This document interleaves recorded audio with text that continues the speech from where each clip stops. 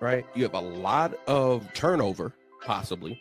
Kelsey may be finished. Where I'm looking up average life expectancy. I'm dreaming at this point. Like, I can't. I'm done with the season. What's the next evolution of Pat Mahomes? And it's weird to be talking about a guy like, what's the next evolution of Pat Mahomes, and he's not 30. You could be anywhere doing anything, but you're hanging out with us, and we appreciate that. So wherever you're listening and however you're listening, we appreciate you guys for listening. With that being said, ladies and gentlemen, welcome to another exciting episode of the Gameplan Podcast. Alex Goodwin is my name. You can follow me on Twitter at Alex Goodwin TSM. That's on Twitter at Alex Goodwin TSM. That's T as in tacos, S as in sangria, M as in margaritas. Kennedy Miller, my guy. What's going on, my guy? How you doing? Man, I'm doing all right, Mr. Miller. Where can they find you on the artist formerly known as Twitter, my dog? Find me on Twitter at _Kennedy Miller _. Again, that's _Kennedy Miller _. All right. I started off and I said S as in sangria. I should have said S as in Super Bowl, as in Super Bowl champion, because that's what Kennedy Miller, what Sam Darnold is. Sam Darnold was the starting quarterback on a Super Bowl winning team. So I just want to start off by saying this, Kennedy Miller. How wild is it? If I told you 4 or 5 years ago when Sam Darnold was SC and Ghost that this was possible, would you have ever believed it? No, it's one of the greatest redemption stories. It's one of the greatest stories in the NFL right now. Like, this dude was almost out the league. Top 5 pick in the NFL draft, right? Didn't pan out with the Jets because who has success with the Jets, right? Goes to Carolina, is coming off the bench, goes to San Francisco, coming off the bench for Brock Purdy, and they wanted to keep him, but he took the $10 million from the Vikings. And then this dude wins 14 games last year and wins 14 games this year and is now a Super Bowl champion. It's almost crazy to think about. It might be one of the crazier, you can almost call it redemption arcs you've ever seen a quarterback have, right? Because I don't think I've seen a quarterback be as bad as he was, and then be able to turn it around and be something, right? Some people might point to Geno Smith, right? But remember, like, Geno Smith, like, he was going to be the starting quarterback, then he got his jaw broken, and then he never got another shot again in New York, right? Then he goes, sits on the bench for several years in New York, ultimately gets to Seattle, and it makes it happen, right? Like, we've seen, a handful, Baker Mayfield, who was in Carolina with Sam Darnold, right? And again, you talk about a trade that didn't age well, them trading for Deshaun Watson, but Baker goes to Carolina, doesn't work. He ends up with the Rams to close out with the 2022 season. Then he ends up in Tampa, and he's been able to figure out and be a starting NFL quarterback. Like, Baker Mayfield is never going to be great. Baker Mayfield you're never going to be able to drop Baker Mayfield into a place and it just be instant offense, right? But even in saying that, Baker Mayfield at his worst in Carolina or in Cleveland was never as bad as Sam Darnold was in New York. Never. Right. And so the way he's been able to make this work, and I ain't gonna lie to you, Ken, one of the homies, shout out to my dog Marcus. He said, I didn't know Sam Darnold had a hive, but apparently, I don't know if I want to say Marcus is a part of it, but Marcus, I don't want to say he's a Sam Darnold truther, right? But he been flying the Sam Darnold flag for a hot little minute, right? He's had a rough couple of years. He said, you and Kennedy, you got to get on that podcast and say Sam Darnold Super Bowl champion. And I'm here to tell you, Sam Darnold is a Super Bowl champion quarterback in the same way Trent Dilfer is. In the same way 2015 Peyton Manning is, right? Yes, I don't know if we can say the Trent Dilfer. Yes. Well, here's why I say Trent Dilfer. The offense, the defense was the driving engine of that thing, right? Defense was the driving engine of that thing, because how bad was Peyton Manning in 2015? That defense didn't just have to be good. It didn't just have to be great. That defense from the 2015 Broncos defense is like 85 Bears, 2000s Ravens level good, because Peyton Manning had that bad neck They had to put him on the pine for a couple of weeks and have to send Brock Osweiler out there. Peyton was bad. You know what I'm saying? And so I'm saying, like, yes, did Sam Darnold win a Super Bowl? He did. Did Sam Darnold make some plays in the NFC title game to get them there? He absolutely did. But this wasn't just you drop Sam Darnold in here and then boom, right? Offense go boom. It was not that, right? Was Sam Darnold, I think, a huge part of that? And something I said a couple of days back, the idea that Sam Darnold could ever be this after seeing him be so bad is shocking. Like, his ceiling is a lot lower than I thought it was coming out of college, but it's a lot higher than I ever thought it could be after he said he was seeing ghosts, if that makes sense. You know what I'm saying? Yeah. And that NFC Championship game, he goes, I had to pull it up. He goes almost completing 70% of his passes, 25 of 36, 346 yards, 3 touchdowns, no interceptions. Passes under pressure, he went 5 for 11, 102 yards, all 3 touchdowns. Obviously, Seattle is known for their defense, right? That the coach they hired, it was a defensive mind from Baltimore. And this guy, like you said, the ceiling was a little lower than what was projected, but the ceiling is higher than what we thought 5 years ago. Like, in this West Coast offense that they've got him in with Clint Kubiak, who's now gone. But Clint Kubiak, he flourished, right? Like, ever since he went to San Francisco, kind of sat under Shanahan and got in there and then went to Minnesota and stuff. You could, like, he can play in this West Coast offense because he's basically, I think he's a more talented game manager. Like, in the Super Bowl, he became a game manager when he was kind of known for being like a gunslinger. Like, he was kind of throwing wild passes before, having a lot of Yes. turnovers. And so that's like, that's part of that redemption arc. Like, this guy that was kind of letting it loose, throwing it deep, right? Even like Minnesota last year, one of the first plays of the season was like, remember that 90-yard bomb to Justin Jefferson? And then we get to the Super Bowl and it's like, oh man, this dude is willing to take a sack.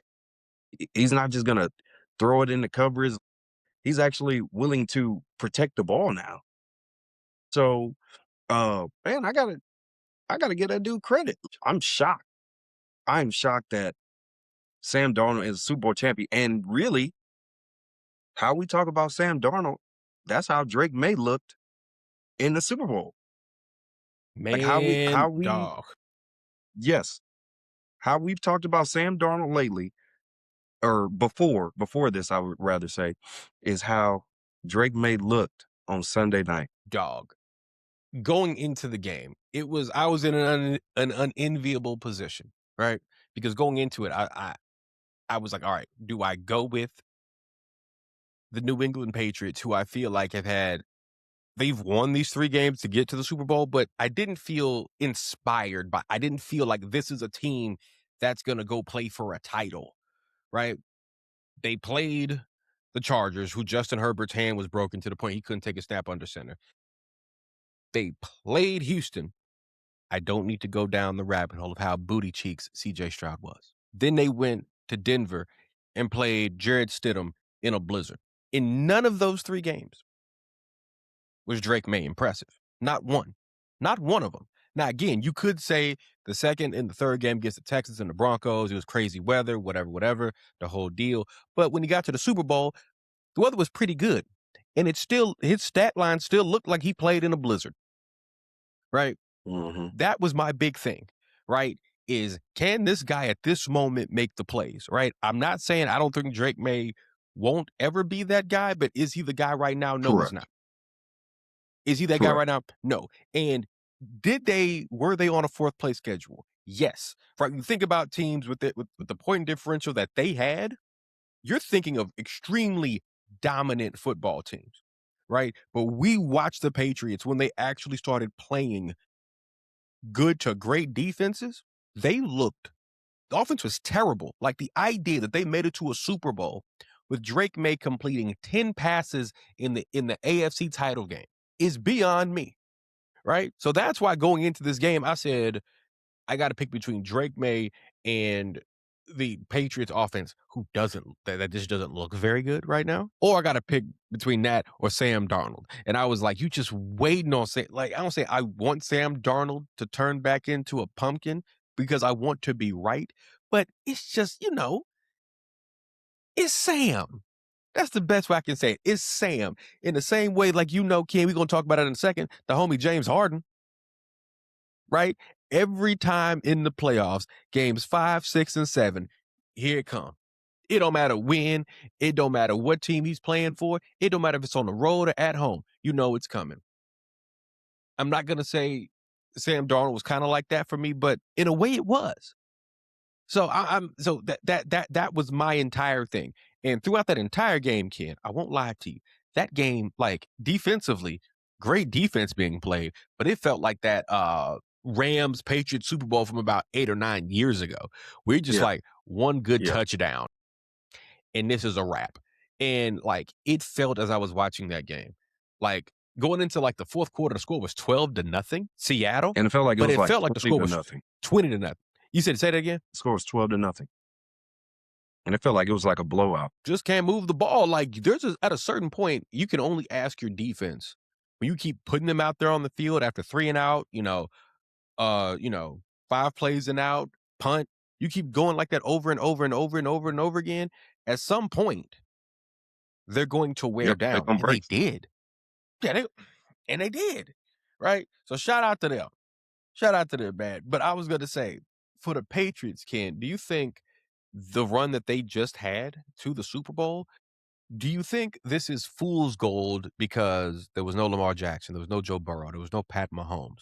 Or do you think this is going to be a thing where the Patriots are going to be a real threat in the AFC again? Well, I think that their timeline got a little accelerated, right? Because they were on a 4th place schedule last year or this year, right? Because they were 4th place in their division last year. They were awful, right? They go through a coaching change. I feel like it was pretty easy to predict that they could be a sneaky playoff team because we saw flashes from Drake May last year.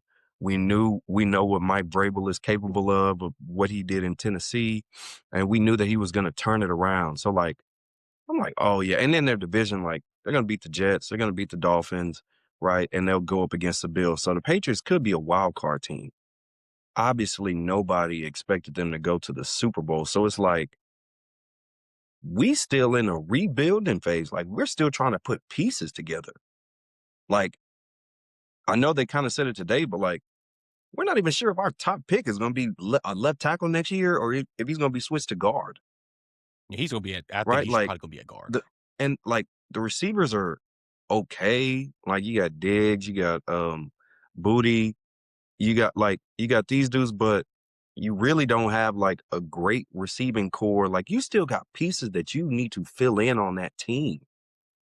And I'm interested to see how they fill it out, especially now, like you said, with those other teams that did not make the playoffs, who are accustomed to having higher draft picks, right? Higher draft picks or lower draft picks in the first round, but now their draft picks will be higher.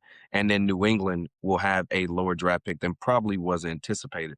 So it'll be interesting to see how they're trying to fill the rest of that roster out, especially with Drake May still on that rookie deal. But going to the Super Bowl, definitely in this is his second or third year? Yeah, second year. Second year?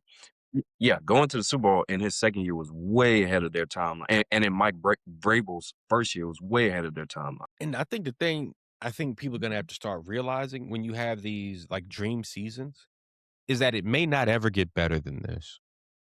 If I'm keeping it real. Like, you can't expect them to be contenders all the time. No. And I think because we've seen teams in the last several years have a great year and then sort of regress back to the mean. And we've talked about it before. It's very easy. I don't say easy to win because it's never easy to win in the NFL, right? But when there are no expectations of you, right? Like, I'll put it to you like this, man.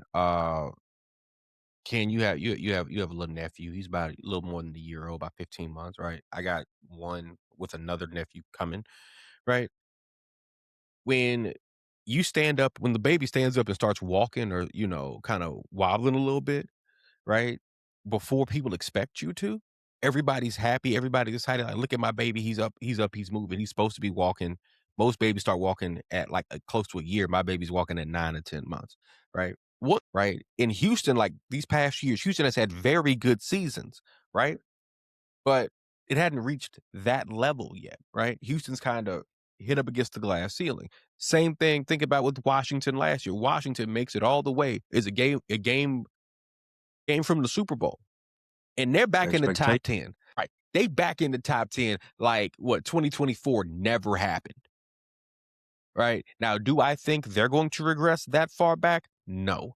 Because one, that division is, I'll be honest with you, I don't expect much out of the Dolphins the next year, and I do not expect much out of the Jets because I'm going to be real, Kim. It sucks to say this about a black man as much as we advocate for black coaches getting opportunities. But Mr. Miller, if the Jets were to fire Aaron Glenn, I wouldn't even have a good reason to call Benjamin Crump or Johnny Cochran or the NAACP or the Urban League. I'd have to just be like, ain't nothing I can say. He sucks. He's really bad, right? So that's why I'm like, the Patriots might not regress that far because guess what? Aaron Glenn is still coaching in that division, and that's an easy 2 wins. You know what I'm saying? Yeah, I don't know how you're a defense coordinator and y'all don't get 1 pick all year. Like, we don't even get a tip pass and it falls into your lap. Now, I will say, because we talked about this, I can't really blame or I can't really judge how well somebody is until they leave the Jets. Like, I'm starting to think maybe it's just the Jets. You know what I mean? Like, look at all these people that are finding success whenever they leave that organization. Like, I guarantee you, Robert Saleh is probably going to do a great job in Tennessee. And, like, it just didn't work out for the Jets. Sam Darnold, obviously, he had his own demons. But once people leave the Jets, it's like, okay, if I can get with a competent organization, maybe I'm actually okay. I ain't gonna lie, Robert Saleh was doing okay. The only the defense was, for those couple years, those first couple years, the defense was phenomenal. Good under Robert Saleh. The defense was excellent.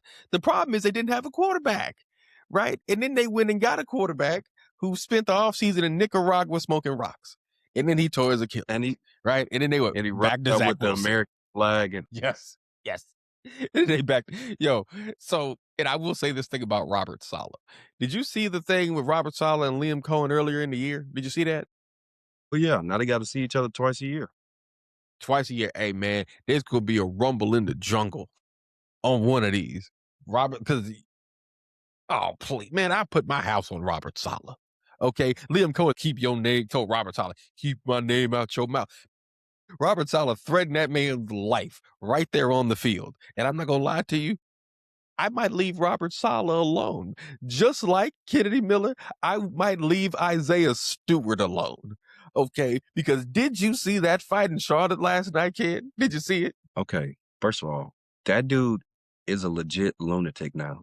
And I mean, obviously, like, we should have already known this, right?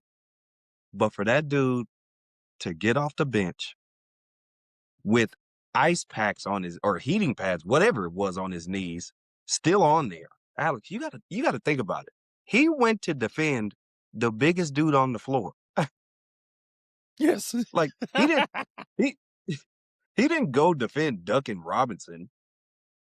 He went to defend Ben Wallace reincarnated and Jalen Duren.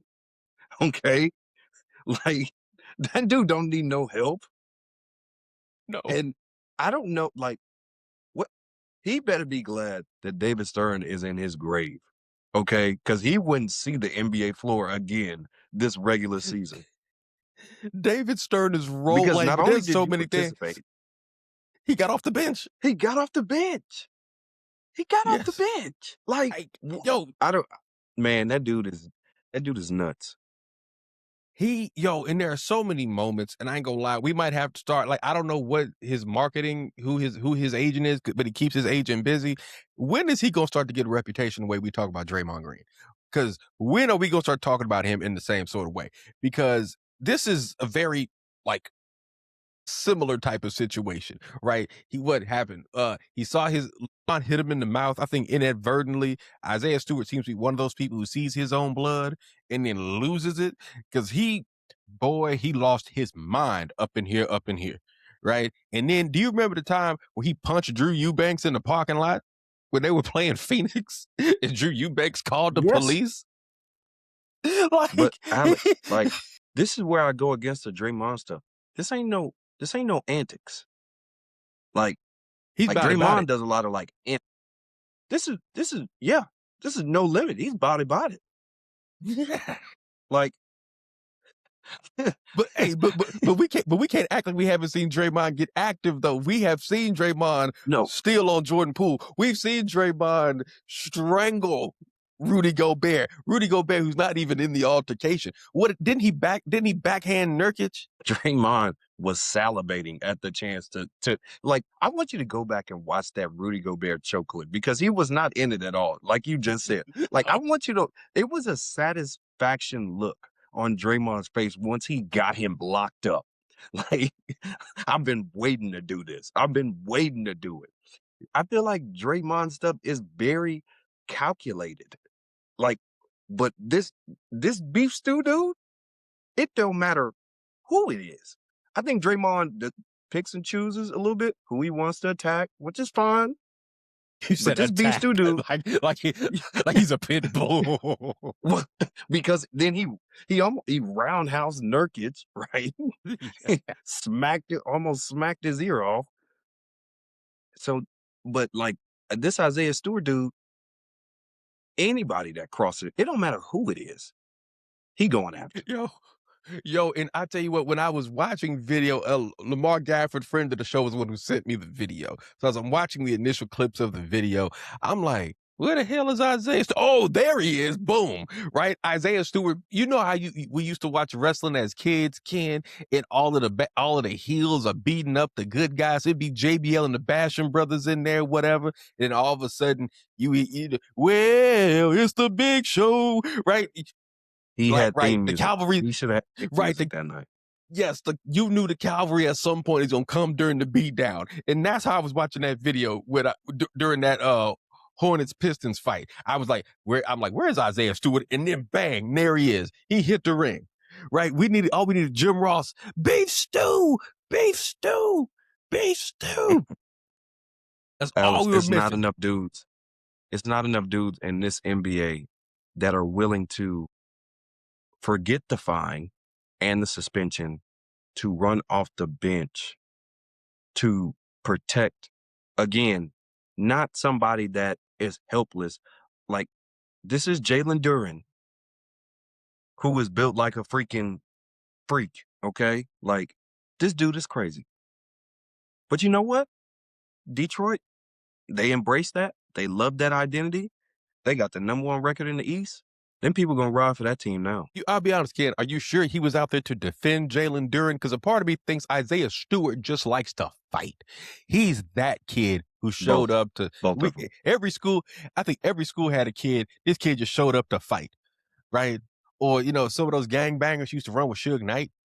They used to talk about, they were like, Suge was in the school Suge went to college. Suge was in the building getting an education. We just showed up to the school to fight, right? We showed up to fight at lunch and then we left. Isaiah Stewart, like, where is he from? Like, cause he seemed like he feels like a guy that, in a different era would have fit perfect. Cause they always talk about, could LeBron have played in this era?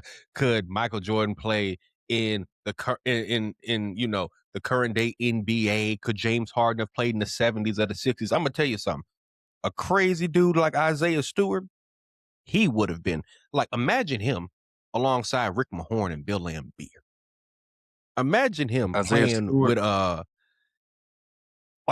just like put this in your mind of him playing with Steven Jackson and Ron Artest, right? And those kinds of dudes, right? Like, cause I ain't gonna lie to you, he might really be cuckoo for Cocoa Puffs, dog. And at He's a certain from Rochester, point, New York. I didn't know they was about it like that in Rochester, Ken. I really didn't. I didn't, but that might be one of them. That's like Gary, Indiana, where it don't sound that bad. But once you go to Gary and you go, oh, Yep. Says he grew up might not want to boxing go and back playing here. soccer. See, that's what it is. See, now this makes sense. He grew up boxing. This dude, Ken, he's probably the type that got into boxing to keep him out of trouble. That's it, like. And then I don't know if you saw this after game. LaMelo Ball and Miles Bridges was talking about they enforcer wanted to pull hair. They said something about Isaiah don't even care about the game. He just want to fight. And then Isaiah Stewart's like, "There's two of y'all and there's one of me. We can meet in the octagon." I'm like, "Hey, wait, that was a real thing." Like what Kirk Frank? You said what? That was a real, like, I saw that, but I didn't think. I thought that was like. I thought somebody had made that up. If he really said that, Yes. Wow. Yes. I might be a Pistons really fan said now. this. I might be a Pistons fan now. This is the type of lunacy I can get don't know behind. why. Look, I don't know why he ain't gonna be playing for the rest of the year. He ain't gonna look. We ain't gonna see him till October. We ain't gonna see him till media day next year. Because Adam Silver, look, because people talking about Draymond, they're like, Adam Silver has to do something. Draymond Green is out of control, right? Look, Isaiah Stewart, I'm telling you, man, he's not the type of person you could take. Like, you can't take him around company. You cannot. Okay, no. But again, one of the funniest things I've ever seen is we haven't seen a fight where people run off of the bench. And I mean, he didn't just run off the bench, he sprinted off of the bench at a certain point. And I was like, where have you been for the first 45 seconds of the altercation? I guarantee you that altercation would have been 45 seconds if he was on the floor. Like, if he had been on the floor when it started, that altercation would not have lasted that long. Because it would have had to get separated very quickly. He's funny.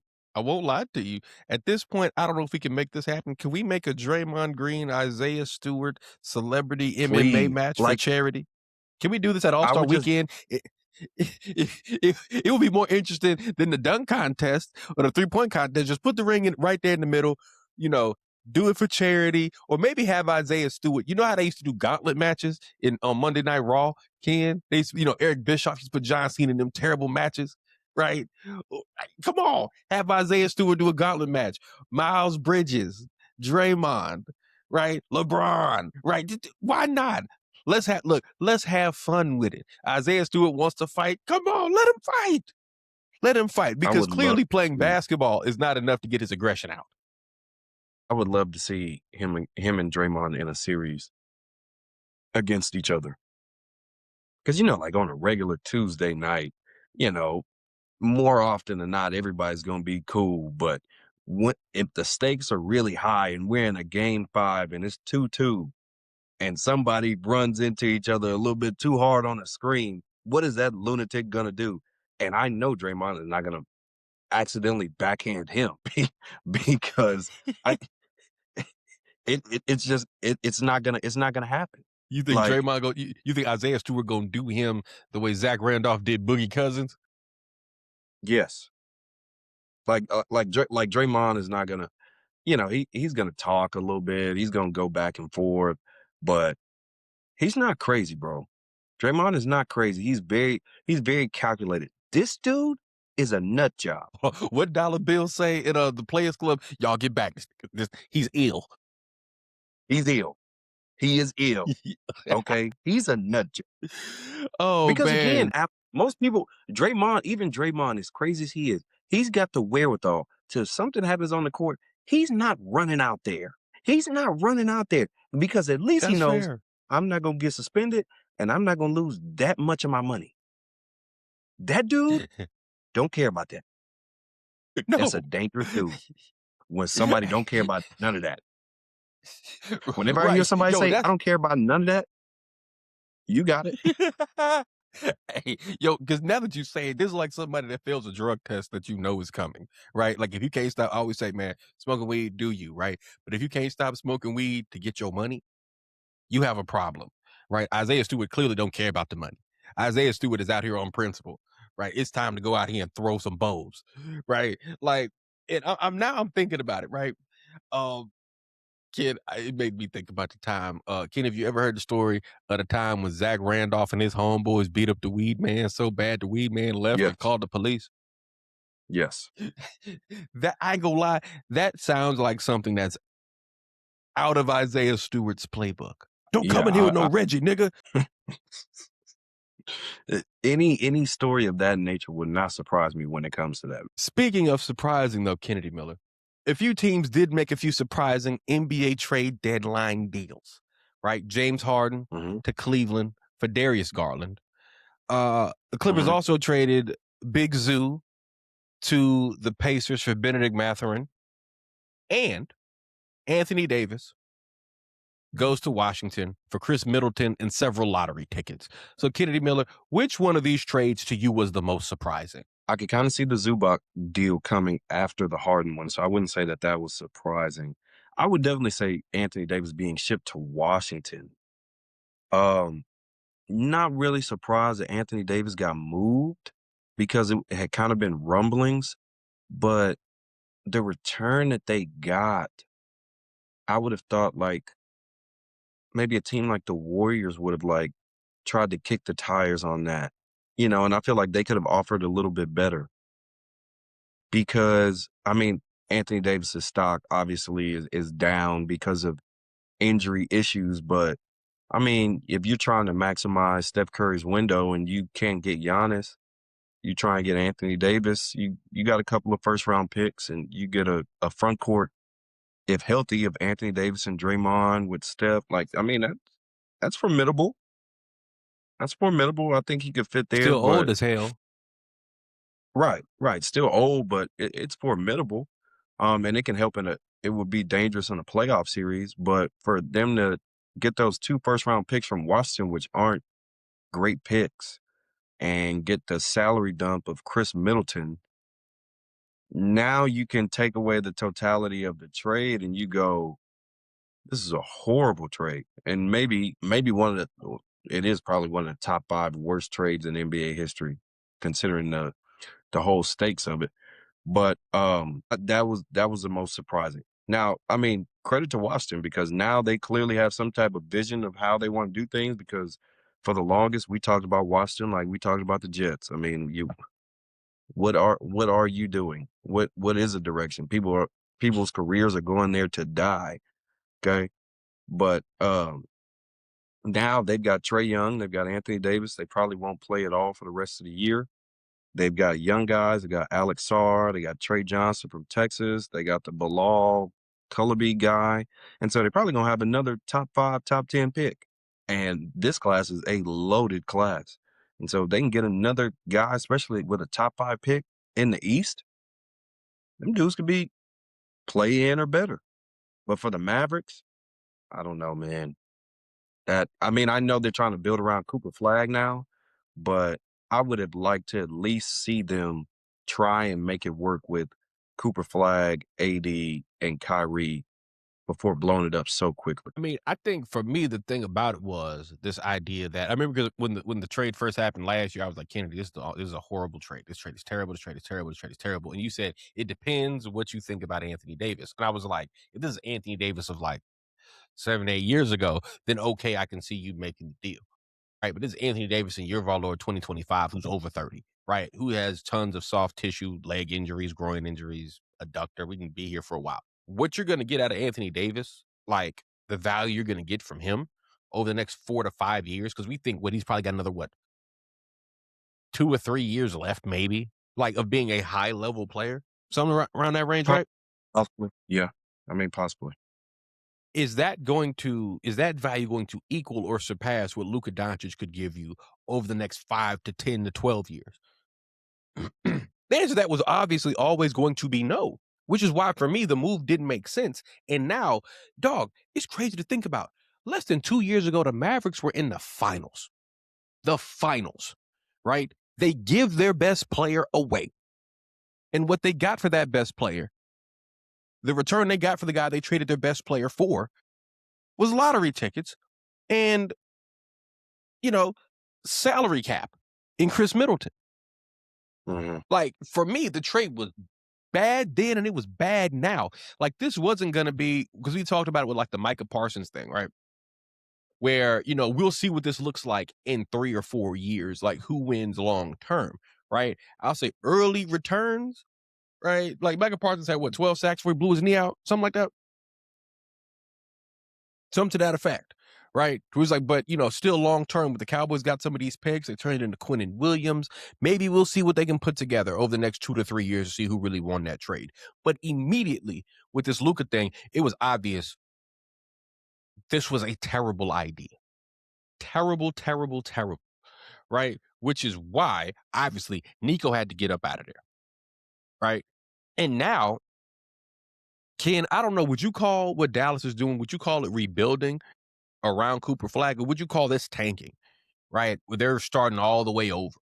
Because to me, it feels like they're starting over. No, I mean, I think they're just going in a different direction. They see now that he's worthy of being a number 1 pick, right? The Anthony Davis thing, it didn't work out. Injuries, I would just say, it's just injuries that happen. It's not like a talent thing. Like, I don't even think about him being Anthony Davis of 7, 8 years ago. Like 2 years ago, the Mavericks went to the finals. 3 years ago, he was in the Western Conference Finals and played almost as big of a role as LeBron did, right? Like, not comparing talent for talent, because obviously Luka is the younger player, he's the better player. But with the team that they had, you could see, like, okay, well, even before Cooper Flag, you get Kyrie, you get Anthony Davis, you got Gafford, you got Lively, you got Clay, you got Najee Marshall. Like, you got a big team, you got an identity, and it's just a shame that it lasted 1.5, and then Anthony Davis plays 25 games, right? Or I think he played a total of 25 games in his Mavs tenure. And then like I don't know. I don't know how long he's gonna play, because it ain't like, like he's like Yao Ming, where Yao had like bad feet. He's a big with bad feet. Like, this dude just gets the most random injuries. Like, somebody runs into his hand, it doesn't look bad, he's torn a ligament. Then he's got retina, like he's got to wear glasses now because of his retina. Like I don't know if his body is broken down or he just has like these freak accidents. But for Dallas, clear up some cap space, acquire some draft picks, try and bring in some talent to kind of fit the timeline of Cooper Flag. But the reason I say they're not like tanking, right, is because they didn't try and get off Kyrie. Like, and I think Kyrie has really been a mentor for Cooper Flag while he's out. I think they want to see what that duo looks like before they go full sale Flag and the Pips.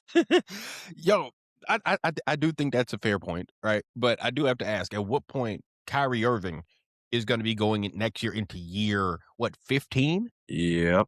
Right. 15 or 16. Got drafted in 11. Him, Kawhi, Klay Thompson, all them boys going, Paul George, I think, too, going to be in year 15?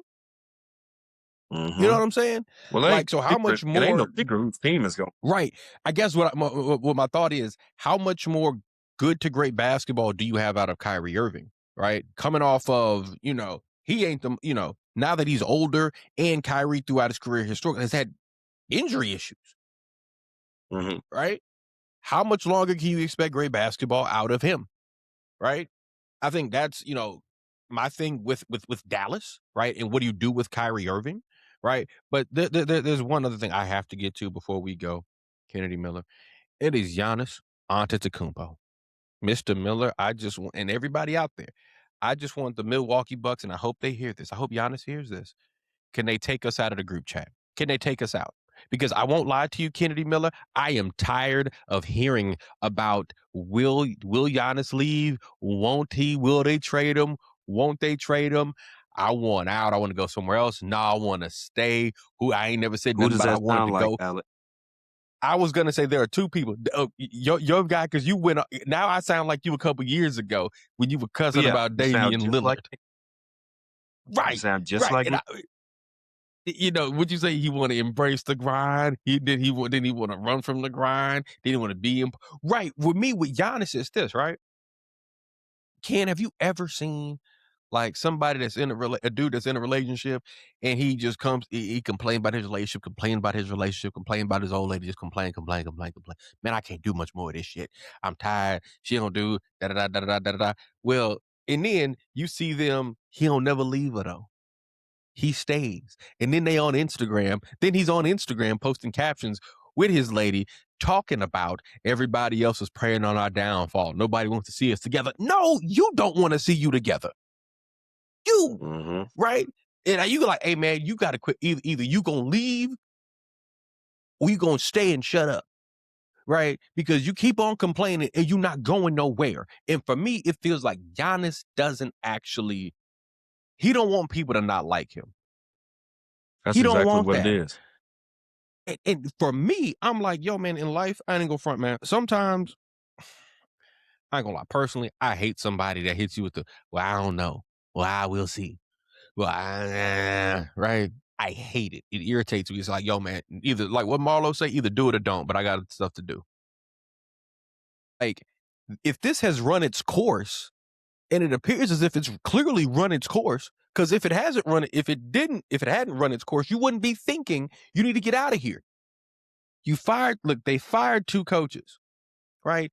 They've flipped the roster a couple of times. You're at this point one of the only constants, right? They've maxed this roster out as much as they can around you. I don't think, given the way the NBA works now, where guys aren't playing, there aren't very many Tim Duncans, or Kobe Bryants, or David Robinsons anymore, right? Dirks, we don't have those guys anymore, right? At this point, we expect guys to play for 1 or 2 teams, right? This is a job. At some point, you're going to leave a job. So, but Giannis don't want to be the bad guy. And I don't necessarily think he has to be the bad guy in this situation. But if he's like, look, man, we've had a great 7, 8 years, a great 10, 11 years here. We won a title, we made deep playoff runs, the best run, aside from Kareem, in team history. But this has run its course. Oh God, why do I sound like Charles from Diary of a Mad Black Woman? Right, but this has run its course. It's over, Helen. Right? Yeah, I mean, I don't it feel is like people would. I don't feel like people would be as upset as he thinks. At some point, bro, you got to rip the Band-Aid off, dog. But see, what his problem is, he's criticized people for leaving already. So, like, you've done this whole thing because you won that championship. And he's came out and said, being loyal and doing all this. So now he knows that basically if he requests a trade, he put his foot in his mouth. And it's like, yeah, like, okay, now you see when an organization or when a core has run its course, right? Because they put all their chips into Damian Lillard and it didn't work out. And then you had a coach that was 30-13, right? And, there are some reports that they clashed about playing style. Got him fired, got Doc Rivers, right? And, some of their success, if we are honest, like he's had some injuries at bad times, like in the playoffs in the first round. Like I think some of those teams would have gotten out of the first round against Miami or against Indiana had he not gone down. But the reality is, I don't even remember the last time the Bucks had made it out the first round. Like they won a championship in 21. Yeah, I don't 21. think they made it out the first round since. I don't think they have, because they got gentlemen swept last year. I think gentlemen swept last twice year by Indiana first round. Yeah, I think they got gentlemen swept by Miami in 23. Yes. Yeah, it's been a minute. It's been a minute, and he's gonna get a lot of traffic out of that one title. He'll get a lot of traffic out of that one title. And so, like, I knew he wasn't going to get moved at the deadline because that's something that you say in November or December that you want to be traded. So that way teams can prepare for that. But like 2 weeks before the deadline, somebody of that magnitude, and we can't look at it as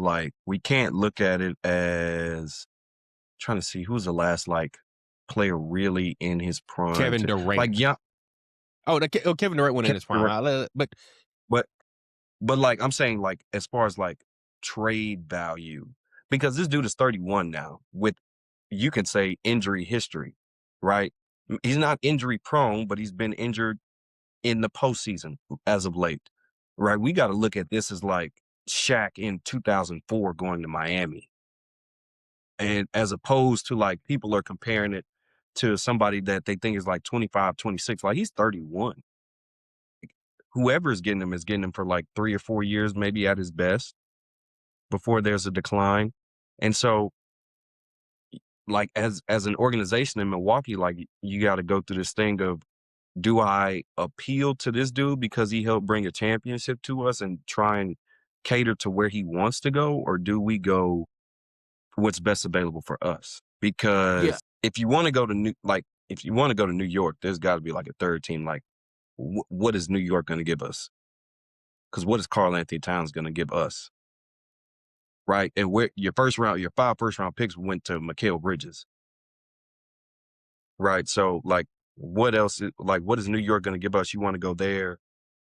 I mean, Miami, I don't really know about that. Like, so it's going to be interesting to see, because the offseason gives teams more leverage to make more deals and acquire more picks, especially around like draft night and stuff like that. Yeah. Whoever gets higher in the lottery. So it's just time for them to separate, though. Like, to your point, all this like back and forth, like y'all posting memes and stuff when the trade deadline, like we know he's going to get moved in June.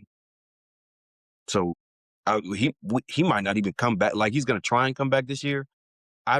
They might be in the play-in, another one and done year, but like he's going to get traded this summer. Like, this is, I think, for me, and you make the point, like Giannis has said, it's talked about people running from the grind and being loyal and all that other stuff.